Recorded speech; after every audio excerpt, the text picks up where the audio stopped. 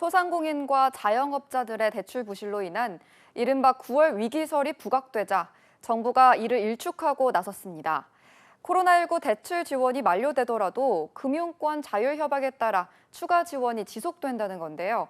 하지만 고금리와 경기 둔화가 이어지면서 이들의 빚 부담이 불어나고 있어서 연착륙을 위한 노력이 계속 필요하다는 지적이 나옵니다.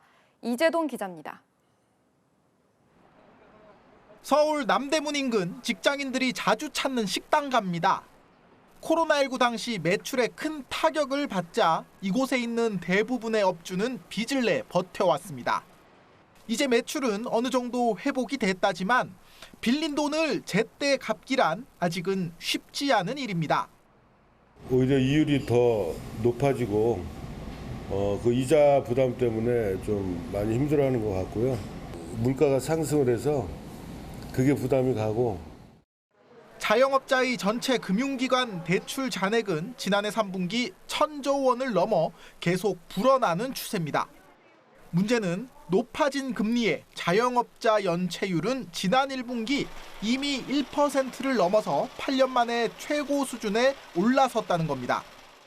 이른바 9월 위기설도 제기되고 있는데 금융당국은 코로나19로 피해를 본 소상공인 대출 만기 연장과 원금 이자 상환 유예 제도를 연장해 오고 있다며 이를 일축했습니다.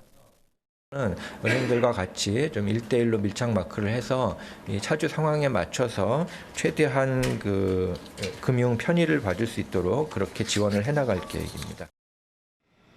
하지만 여전히 불안한 물가 상황 속에 경제적 기반이 약한 중저소득층 자영업자를 중심으로 신용 위험의 우려는 지속되고 있습니다.